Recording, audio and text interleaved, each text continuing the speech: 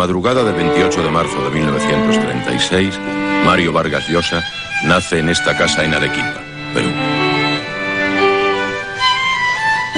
Pero los recuerdos de su niñez idílica no provienen de aquí, sino de los años que vivió con sus abuelos en Cochabamba, Bolivia, y luego en Piura, en el norte del Perú. Sin embargo, en 1946, la reaparición de un muerto iba a cambiar su vida para siempre. Mi familia me había hecho creer que mi padre estaba muerto. Supongo porque se avergonzaba del divorcio de mi madre, una familia católica, conservadora. El divorcio pues era un escándalo. Y un buen día, de manera un poco súbita, mi madre me dijo esa frase que yo tengo siempre muy viva en la memoria, ¿no? Bueno, tú sabes que tu papá no está muerto. Entonces, yo pues recuerdo haberle dicho, sí, claro, pero haber recibido un verdadero shock, ¿no? Y entonces me dijo, no está, y bueno, ¿y cuándo lo voy a conocer? Lo puedes conocer ahora, está aquí en Piura. Pero me dijo, no le digas nada a tus abuelos. Mi papá había venido discretamente a Piura a reunirse con mi madre. Entonces fui al hotel de turistas y apareció un señor. Y fue una gran decepción verlo, porque no se parecía nada al señor de las fotografías que yo conocía como mi papá. Un señor joven, muy buen mozo, vestido de marino. Y el señor que se me apareció en Piura, pues ya tenía poco pelo, tenía canas, de tal manera que no correspondía a la imagen que yo me había hecho de mi padre. Mi padre me dijo, vamos a dar una vuelta. Y subimos a un coche, dimos unas vueltas. Inmediatamente yo empecé a descubrir algo extraño, porque mi padre tomó la carretera. Y después de haber estado 2 o 3 horas en la carretera, pues me informaron que en realidad no estábamos paseando, sino que nos íbamos a Lima. Nos estamos yendo a Lima, Mario. ¿Y qué van a decir los abuelos? Balbuceé. La mamaé, el tío Lucho. ¿Qué van a decir?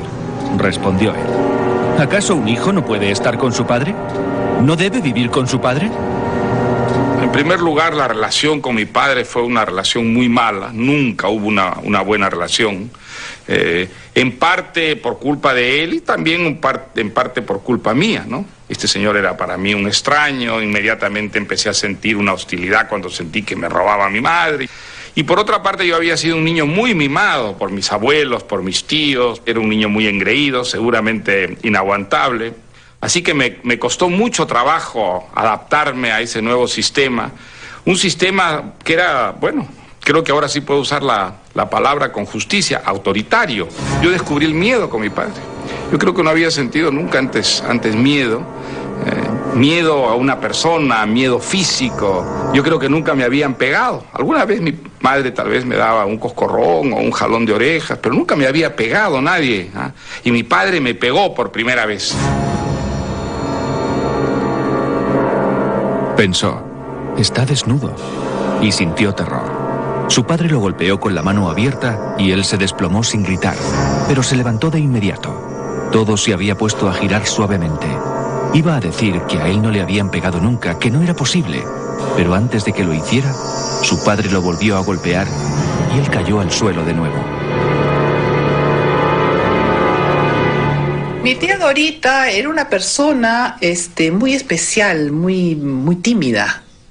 Ella no le gustaba el bullicio, la gente, siempre estaba muy tranquila en su casa, era una mujer muy dedicada, muy devota al marido.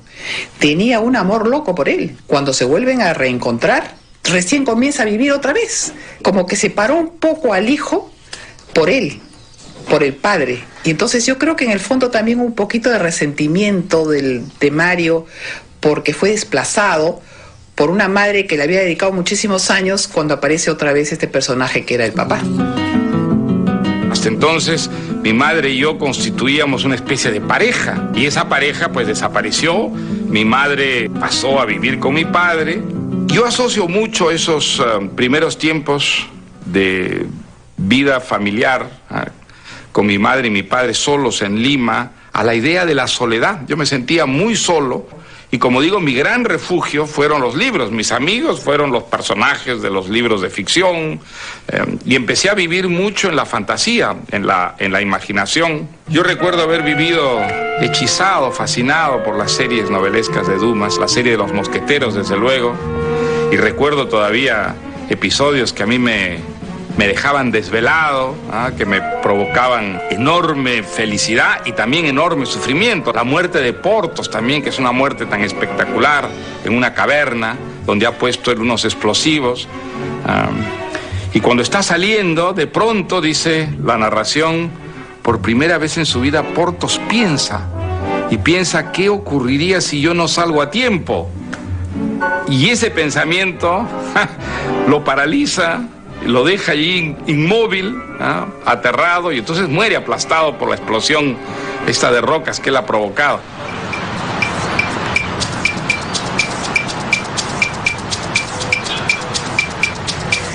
Más adelante, cuando entra en la adolescencia, Vargas Llosa pasa todo el tiempo que puede en la casa de sus tíos maternos en Miraflores, tratando de evitar la odiada presencia paterna. Sus primas Gladys y Nancy se convierten en sus mejores amigas. Yo empecé a venir a Miraflores, porque en las casas de esos tíos había unas primas que tenían muchos amigos y amigas de barrio, y esa relación fue importantísima. Se convirtió en una familia paralela a donde yo soñaba con venir los fines de semana. Cuando Mario salía, o del colegio, o cuando salía de Leoncio Prado, entraba en este cuarto y daba a un balcón, donde desde aquí divisabas a todo el barrio.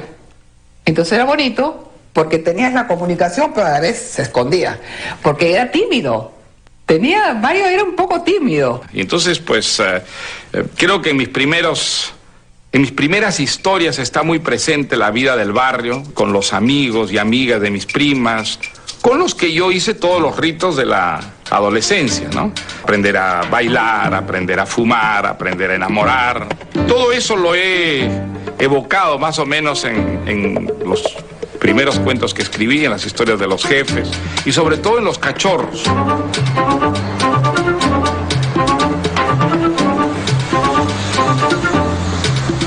Comprábamos barquillos. ¿De vainilla? ¿Mixtos? Echa un poquito más, cholo, no estafes. Un poquito de limón, tacaño, una yapita de fresa. Y después seguían bajando por la diagonal. El violín gitano, sin hablar, la calle Porta, absortos en los helados, un semáforo. Chupando y saltando hasta el edificio San Nicolás. Y ahí Cuéllar se despedía. Hombre, no te vayas, vamos al Terrazas. No podía, su papá no lo dejaba, tenía que hacer las tareas. Lo que hizo grande a Vargas Llosa es el descubrimiento de Ernesto J. Vargas. De ese núcleo sale todo. Sale su beta libertaria, sale su aversión a la autoridad, sale su aversión al sistema, sale su aversión al orden, sale su independencia, sale su individualismo irreductible, ¿no? Yo no soy nadie sino yo mismo, yo no dependo de nadie.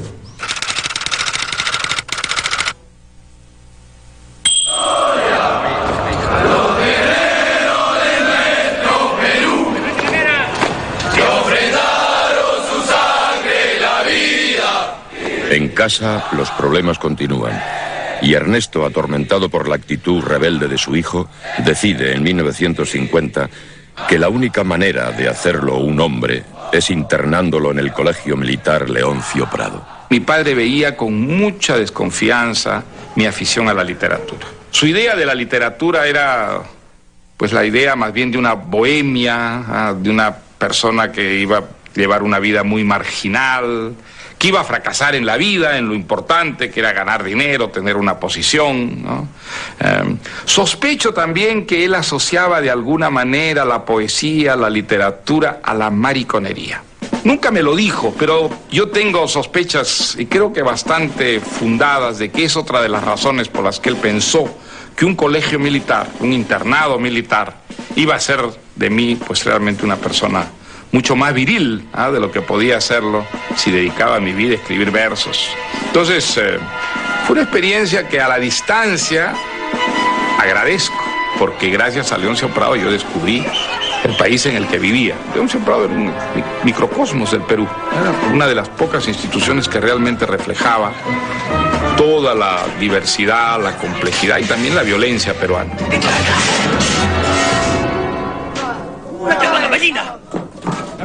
Allí había muchachos de todas las clases sociales, había blancos, había negros, había indios, había cholos, había japoneses, había chinos. Era una sociedad peruana en pequeño, a la que entraban chicos de familias, digamos, pudientes, a los que pues las familias enviaban al colegio militar como a un reformatorio.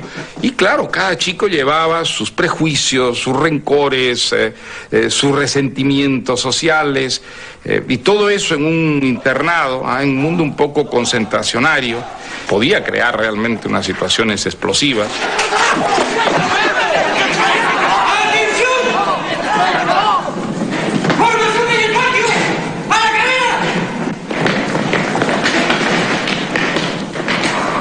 En el colegio empecé a escribir profesionalmente. Empecé a escribir cartas para las enamoradas de mis compañeros, que me pagaban en cigarros, novelitas pornográficas, novelitas eróticas que también me pagaban en cigarros.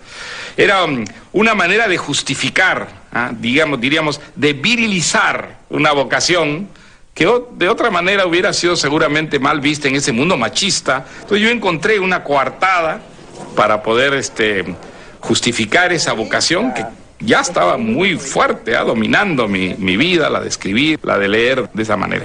Tenía las piernas blancas, gordas y sin pelos. Mientras él las mordisqueaba y recorría con sus manos, Eleodora daba gritos de placer. No seas espeso, Rulos. Todavía no está lista. Te la compramos, poeta. Llevan ya más de 2 horas de bla, bla, bla. Pero además de producir estos encargos meretricios, Vargas Llosa escribe a hurtadillas su primer trabajo conscientemente literario, La huida del Inca, una obra teatral.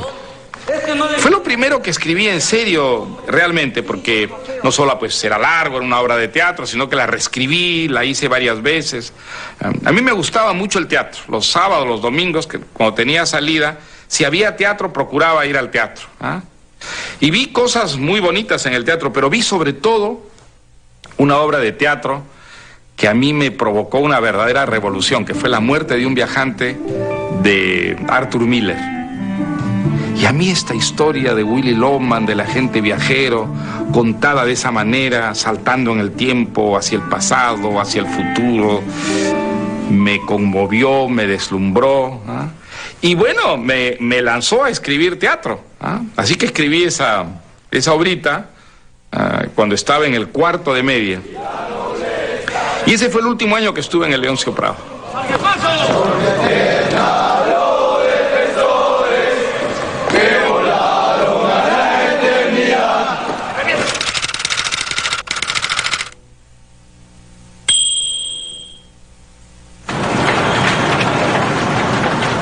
Mi padre era gerente de una compañía de noticias, la International News Service. Esa agencia de noticias le daba un servicio exclusivo al diario La Crónica. Y entonces entré a los 15 años a La Crónica como redactor. Estuve 4 meses allí. El periodismo era un mundo muy bohemio,